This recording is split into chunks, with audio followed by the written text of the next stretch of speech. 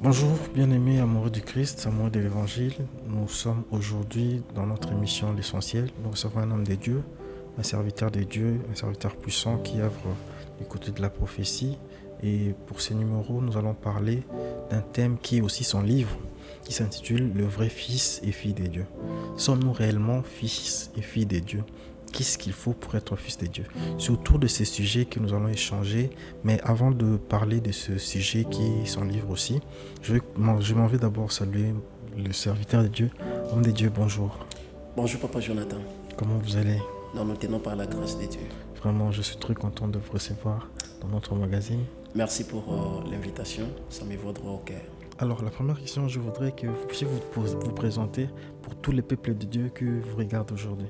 Je bénis Dieu pour cette belle émission, l'essentiel. Je crois que cette émission va bénir beaucoup de gens. Et ma prière élevée de mon cœur, c'est que cette émission traverse les océans, traverse des rivières, Amen. traverse des lacs, que cela puisse entrer même dans les maisons qui ne connaissent pas Dieu. Amen. Mais si je peux me présenter dans 2, 3, 4 phrases, je suis Daniel Oualaba, je suis votre frère, je suis prophète, je suis écrivain et je suis entrepreneur. Par la grâce de Dieu, j'ai écrit 7 ouvrages et d'ailleurs les thématiques que nous allons aborder à tout à l'heure est l'un des chapitres de mon premier livre que j'ai écrit en 2015, intitulé Les vrais fils et filles de Dieu. Alors, je suis berger d'un ministère, je suis attaché à une église, l'église Philadelphie, Philadelphie Gombe, où il y a mon papa, le pasteur Ken Luamba. Et je dirige aussi un ministère depuis quelques temps qui s'appelle Daniel Ministries. Alors, je suis berger là-bas, j'exerce l'appel des dieux là-bas. Et aujourd'hui, je suis marié. Je me suis marié l'année passée à ma femme, que j'appelle souvent ma jumelle, parce que Dieu, dans sa manière de faire les choses, il m'a permis de rencontrer une femme qui a la même date de naissance que moi. Gloire à Dieu. Ma femme a la même date de naissance que moi. Ma femme a le nom de ma mère. Je me dis, mon Dieu est glorieux dans sa manière de faire. C'est-à-dire la petite présentation, je suis prophète Daniel Oualaba. Je suis marié à une seule femme et par la grâce de Dieu, je crois, prochainement, ou l'année prochaine ou cette année, on viendra comme parents. Voilà la petite présentation. D'accord. Nous allons parler de ce sujet qui est également votre livre qui s'intitule Le vrai fils et fille de Dieu. Dites-nous un peu, avant d'aller dans le profondeur, comment vous est venue l'inspiration pour faire cette belle œuvre qui est ces livres? Ah d'accord, cela est arrivé suite à un événement, si je dois dire comme ça. Moi, je suis venu à Kinshasa en 2015, c'était le 5 août 2015. Et là où j'étais avant, dans une province, je prêchais dans des écoles. J'ai enseigné dans des universités. Parfois, on avait un problème de français parce que moi, je n'ai pas eu la grâce de beaucoup étudier.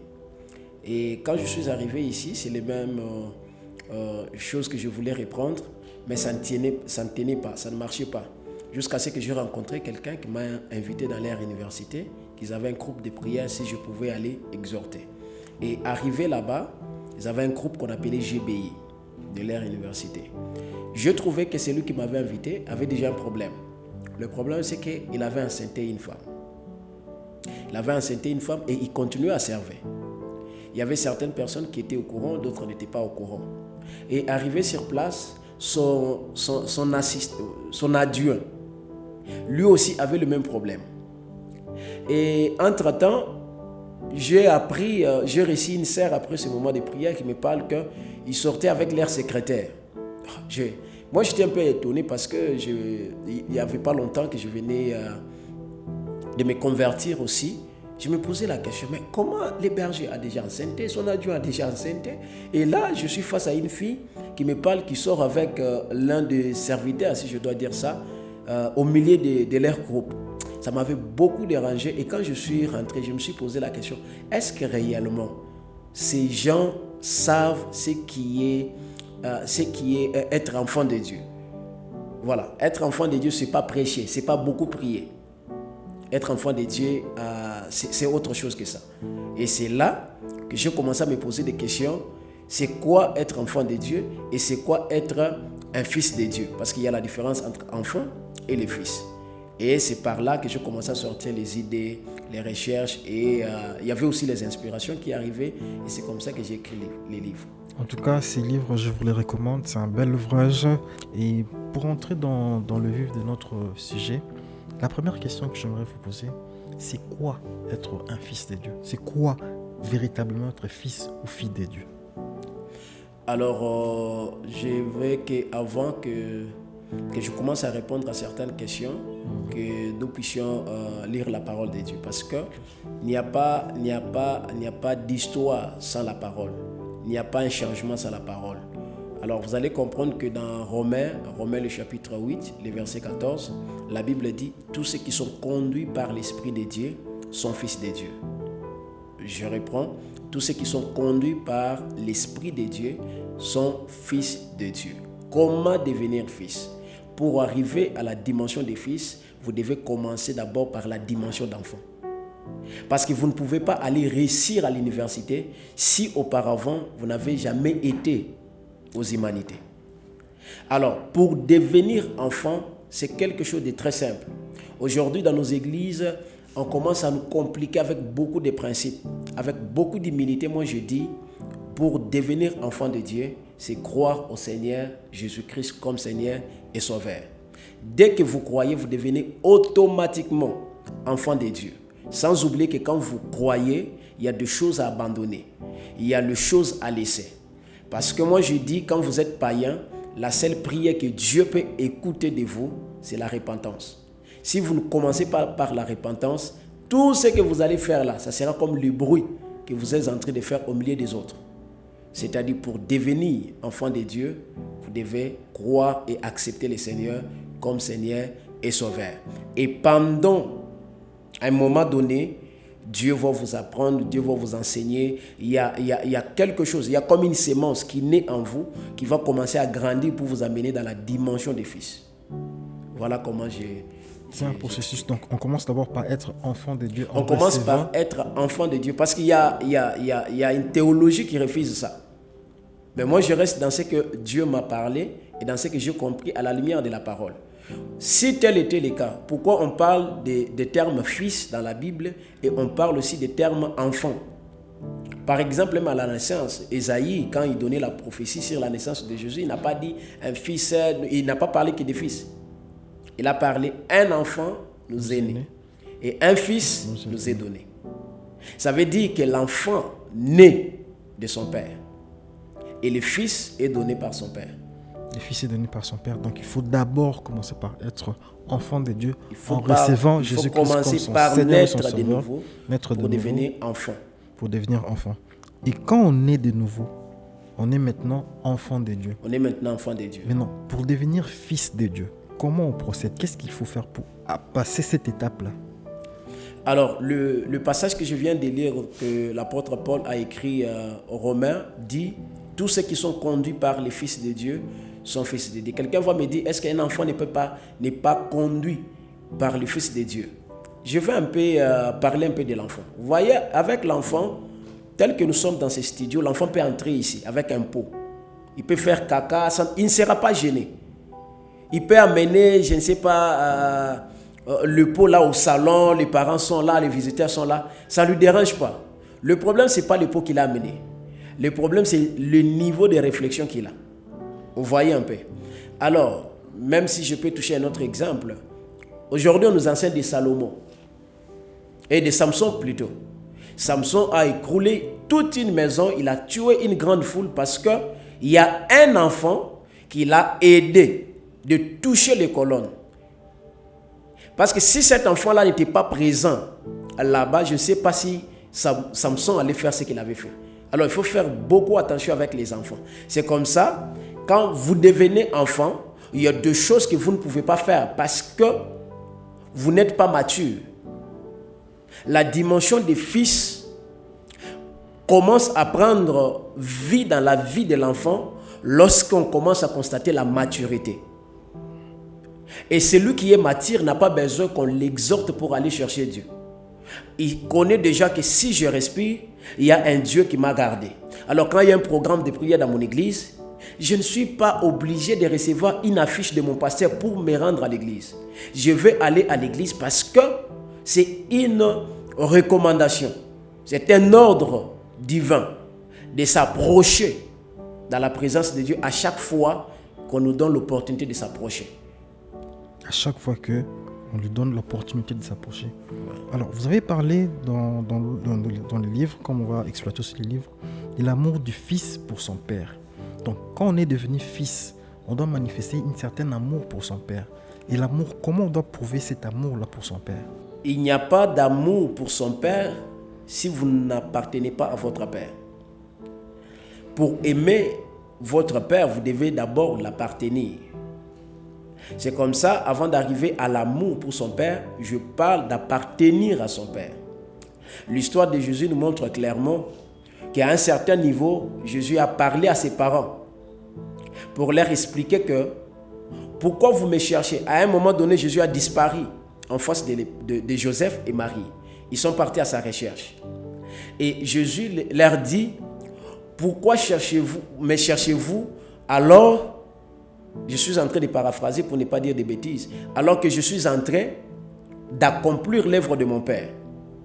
Comment Jésus, qui était considéré fils de Joseph, est en train de parler à Joseph que je suis en train d'aller accomplir. Ne vous inquiétez pas de ma disparition parce que je suis allé accomplir l'œuvre de mon Père. Il voulait simplement dire que je n'appartiens pas à mon Père social ou mon Père adoptif, mais j'appartiens à mon Père spirituel. Parce qu'aujourd'hui, quand on parle des pères spirituels dans les églises, les enfants de Dieu sont en train de confondre avec leurs pasteurs. Moi, je dis nos pasteurs sont nos pères dans la foi. Les seuls pères spirituels qui nous restent ou que nous avons, c'est Dieu. Bien qu'il y a aussi un autre père spirituel qui s'appelle des diables. Alors, quand vous appartenez de quelqu'un ou à quelqu'un, automatiquement, vous serez obligé de l'aimer. Parce que si vous ne l'aimez pas, vous n'allez pas l'appartenir. Et cet amour sera constaté ou sera remarqué par votre obéissance à ce que le Père vous a dit. Aujourd'hui, les gens disent que j'aime Dieu, j'aime. Moi, je dis souvent que le thermomètre qui nous permet de reconnaître l'amour qu'un fils a pour son père, c'est son obéissance à la parole. Non pas d'abord à la prophétie, parce que moi, je suis prophète. Je suis dans les prophétiques. Parfois, on regrette de voir que beaucoup sont attachés aux prophéties, mais pas à la parole de Dieu. Vous voyez un peu. Alors, quand vous avez l'amour pour votre père, on peut les reconnaître que par votre obéissance à sa parole. Méditez cette parole nuit et jour afin d'avoir les succès. Et il ne faut pas seulement la méditer, mais il faut aussi la mettre en pratique. Mais pas seulement l'obéissance, mais le fait d'aimer votre prochain. Comment vous dites que vous aimez Dieu si vous n'aimez pas quelqu'un ou celui qui est à votre côté? Vous devez aimer et Dieu et aimer celui qui est à votre côté. Ces deux éléments déjà prouvent qu'il y a l'amour dans votre cœur pour votre Père et pour le prochain. Homme de Dieu, prophète, vous avez dit tantôt que quand vous êtes arrivé, il y avait ce problème-là dans le groupe où vous avez intervenu. Mais quels sont les signes qui peuvent attester que ça, c'est un fils de Dieu, il a une relation avec son Père? Parce que nous voyons, comme vous avez dit tantôt, il était dans le service, mais il a trébuché. Quels sont les signes qui peuvent attester que non, cet enfant a grandi, il est fils à son Père? Alors aujourd'hui, nous avons beaucoup de gens qui sont masqués ou qui sont habillés des titres alors qu'ils ne sont pas ce qu'ils disent. Moi, je dis souvent, on ne reconnaît pas un grand par rapport à ce qu'il parle. On reconnaît un grand par rapport à ce qu'il a déjà réalisé. Et on ne reconnaît pas un vrai fils de Dieu parce qu'il parle beaucoup en langue. Parler beaucoup en langue ne signifie pas être fils de Dieu. Prier beaucoup, jeûner beaucoup ne signifie pas être fils de Dieu. Ce qui confirme que je suis en face d'un enfant de Dieu, d'un fils de Dieu, d'abord c'est le Saint-Esprit en nous. La Bible dit que l'Esprit en nous confirme que nous l'appartenons, que nous sommes le fils de Dieu. C'est-à-dire le Saint-Esprit peut te permettre à reconnaître que celui qui est en face de moi, c'est un fils de Dieu. Là c'est un. 2, c'est par les œuvres, c'est par les fruits qu'il produit. Imaginez, j'étais dans ces groupes de prière, il prêchait bien de plus que moi, il parlait bien français de plus que moi, il prétendait démontrer l'onction de plus que moi. Mais quand je suivais sa vie à la lettre, il y avait 1000 places à se poser des questions. Est-ce qu'il est réellement enfant de Dieu? C'est-à-dire les œuvres que nous produisons au milieu des autres peuvent déterminer si nous sommes enfants de Dieu ou pas. Les œuvres que nous produisons, homme de Dieu. Et quelle est la place de la prière?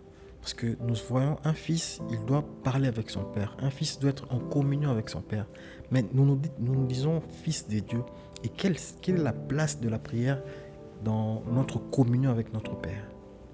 Alors je vais répondre dans 2 volets parce que déjà la prière c'est l'effet de communier avec son Père, de parler avec son Créateur. Alors on ne peut pas être fils de Dieu sans la prière.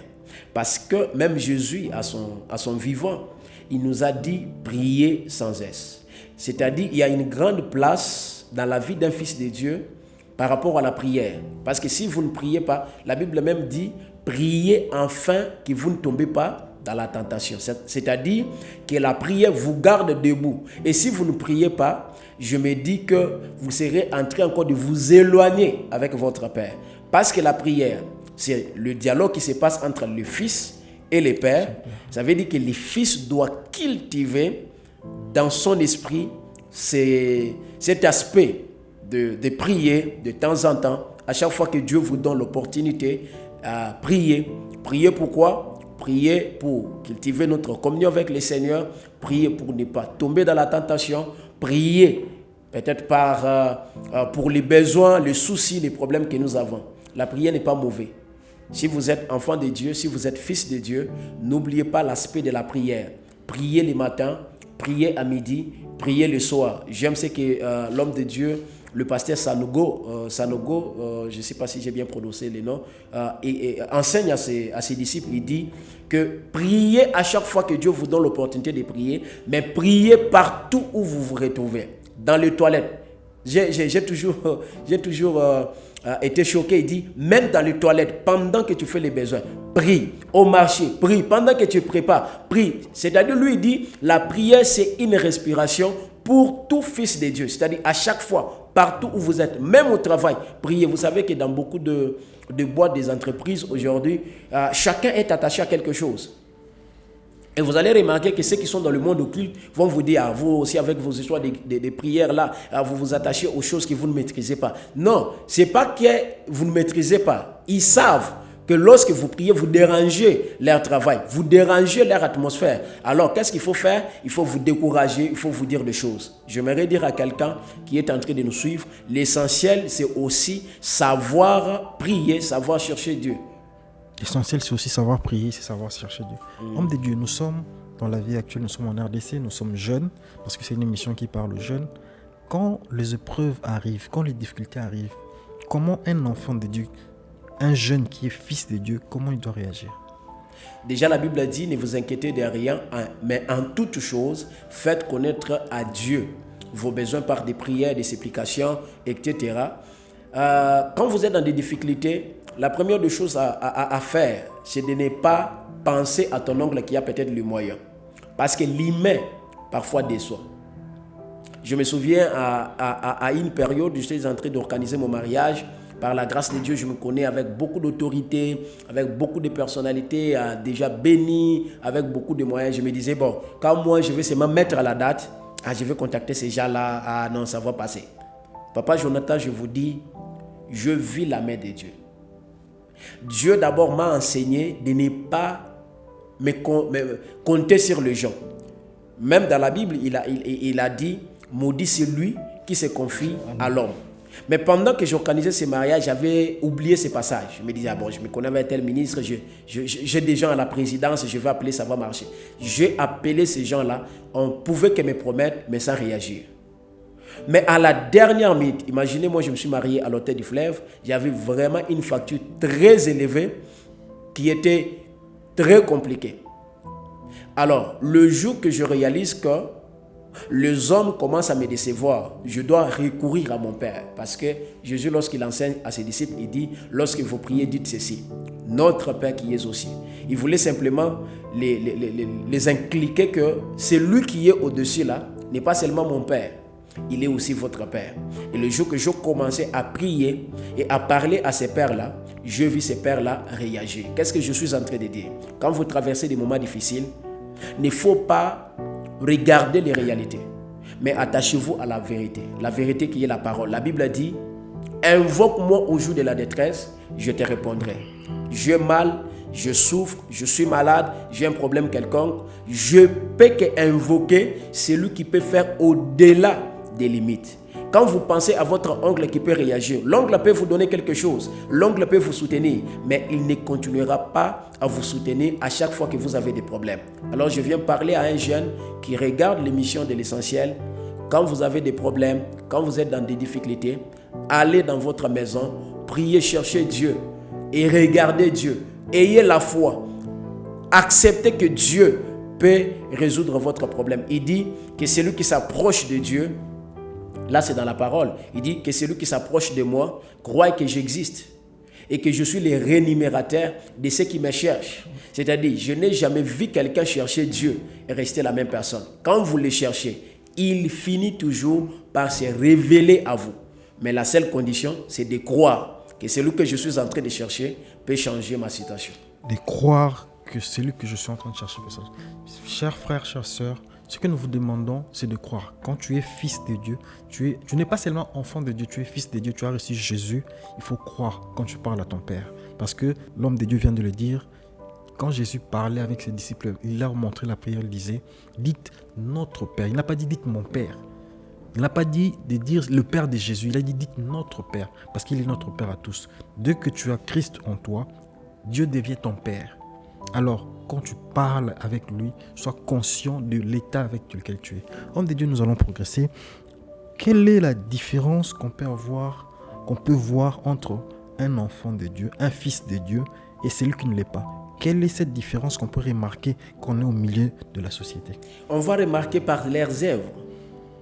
Celui qui est enfant de Dieu, celui qui est fils de Dieu, on va voir les fruits qu'il produit, les fruits qu'il donne. Et celui qui ne l'est pas, on verra aussi ses fruits. Par exemple, moi, les gens vont dire, mais un prophète, aller dans une boîte de nuit, est-ce que c'est un péché? Comme quelqu'un qui m'a dit un jour, pendant un partage biblique, il m'a dit, montre-moi dans la Bible, là où on a dit qu'on ne peut pas aller dans une boîte de nuit.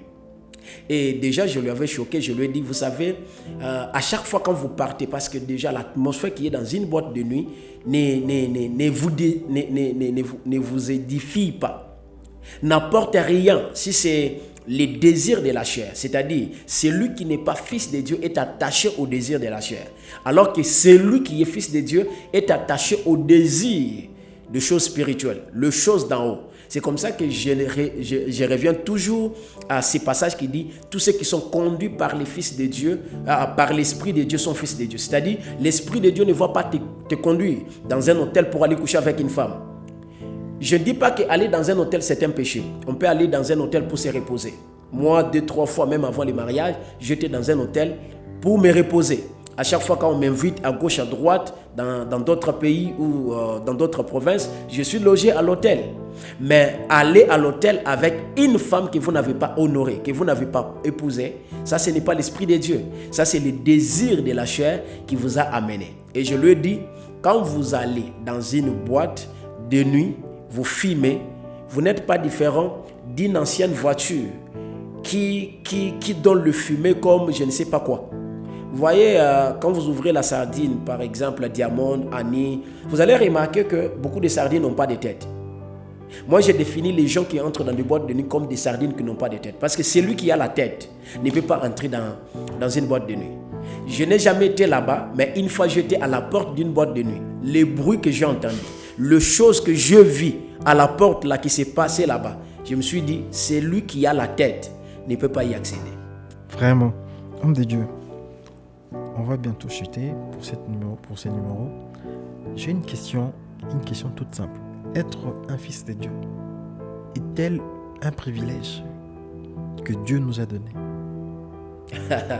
En tout cas, être fils de Dieu, c'est un privilège que le Seigneur nous a accordé. Ce n'est pas seulement un privilège, mais c'est aussi une grâce. Nous ne sommes pas fils de Dieu parce que, ou nous ne sommes pas debout parce que nous prions beaucoup. Nous ne sommes pas debout parce que nous lisons beaucoup la parole de Dieu. Mais nous sommes aussi debout parce que Dieu nous a accordé la grâce. La Bible a dit que nous sommes sauvés par la foi au moyen de la grâce. Vous voyez un peu. Alors, c'est un privilège parce qu'il y a deux choses que vous ne vivrez jamais parce que vous êtes enfant de Dieu. Il y a deux choses qui ne vous arrivera jamais parce que vous êtes enfant de Dieu. Vous imaginez un jour, je voulais prendre un taxi à Limité et mon esprit me dit n'entre pas. Je ne dis pas que l'esprit de Dieu, mon esprit à moi, Daniel, me dit n'entre pas. Et j'ai laissé le taxi partir et l'autre qui est arrivé après, je suis entré. À quelques mètres, je rencontre la voiture que j'ai refusé d'entrer, qui a connu l'accident et tous ces gens qui étaient entrés à l'arrêt où j'étais à Limité, ils étaient tous morts. Je suis rentré à la maison, j'ai pleuré, j'ai dit, Seigneur, qu'est-ce que moi j'ai fait? Qu'est-ce que moi ici, parce que je ne suis pas meilleur que les autres. Qu'est-ce que moi j'ai payé comme prix pour être épargné de cette mort tragique? L'Esprit m'a convaincu de comprendre que tu as été épargné parce que tu es mon enfant. Ce n'était pas le temps pour toi de partir. Et dans ma souveraineté, j'avais prévu que tu sois épargné de cet accident.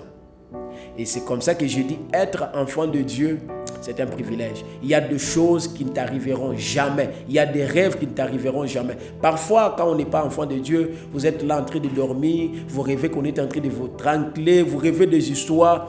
Non, comprenez seulement que je n'ai pas encore atteint cette dimension. Quand vous êtes enfant de Dieu, il y a des choses que l'Esprit va vous interdire de ne pas faire. Mais quand vous ne l'êtes pas, vous allez vivre comme tout le monde. Vous allez faire des choses comme tout le monde. Mais n'oubliez pas que le salaire du péché, c'est la mort. La mort sera à votre porte à tout moment que vous serez en train de vivre comme un païen. Mais quand vous vivez... Aujourd'hui, les gens ont peur de la mort. Mais j'aimerais vous dire, Papa Jonathan, il y a la différence quand vous mourrez en Christ et quand vous mourrez en dehors du Christ. Vraiment, il y a une très grande différence, je le confirme. Homme de Dieu, nous allons chuter. Je vais vous demander de prier avec tous ces jeunes, tous ceux qui nous regardent, qui n'ont pas encore atteint la dimension de devenir fils de Dieu. Ils ont peut-être reçu Jésus dans leur vie, ils sont quelque part dans une église, ils prient, mais n'ont pas encore fait l'expérience de devenir fils de Dieu. J'aimerais que vous puissiez prier avec eux pour que nous puissions conclure cette émission. Alors avant de prier pour vous, j'aimerais vous parler, vous mes frères, vous mes sœurs. Je suis les vôtres et j'ai été aussi comme vous. Moi qui vous voyez, j'écris même cette histoire dans mon livre. J'étais dans le monde, j'étais dans beaucoup de choses.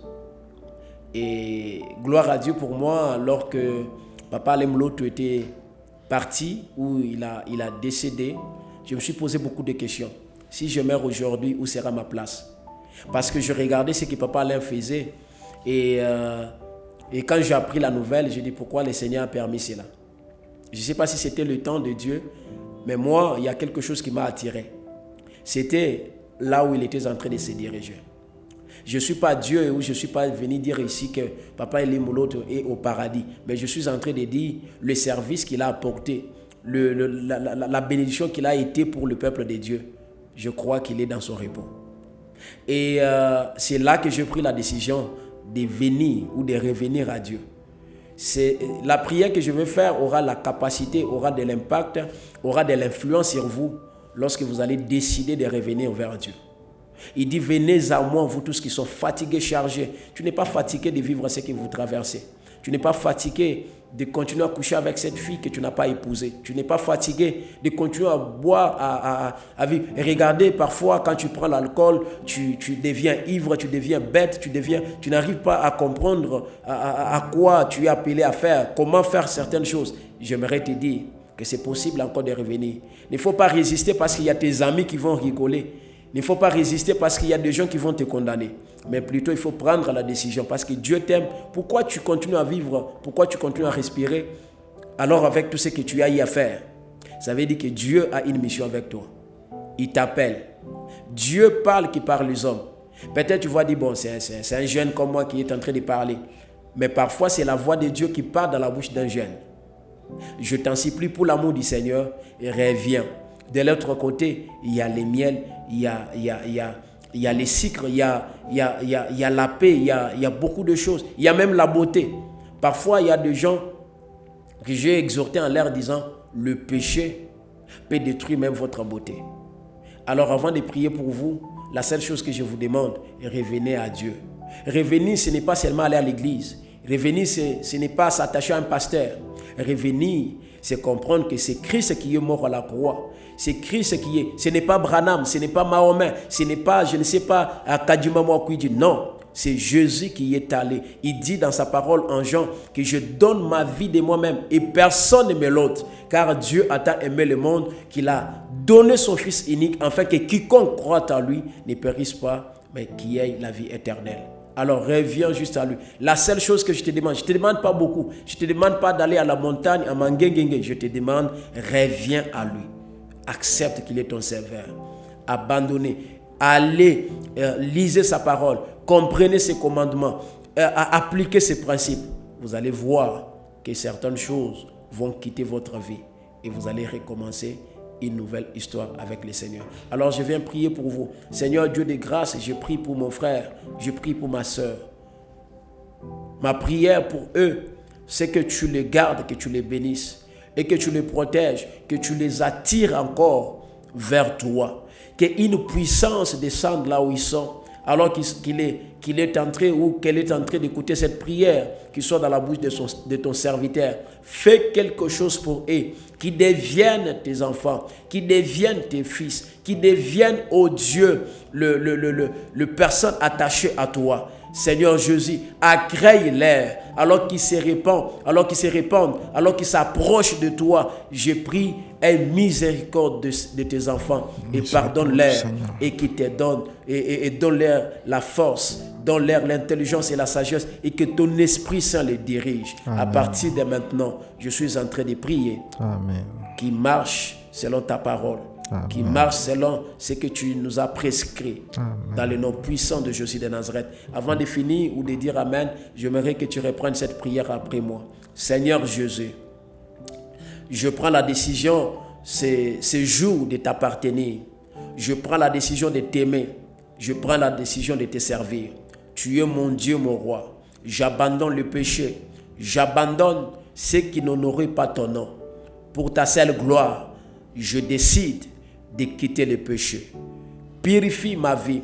Pardonne-moi. Que ton sang me lave. Au nom puissant de Jésus de Nazareth. Que j'ai ainsi prié.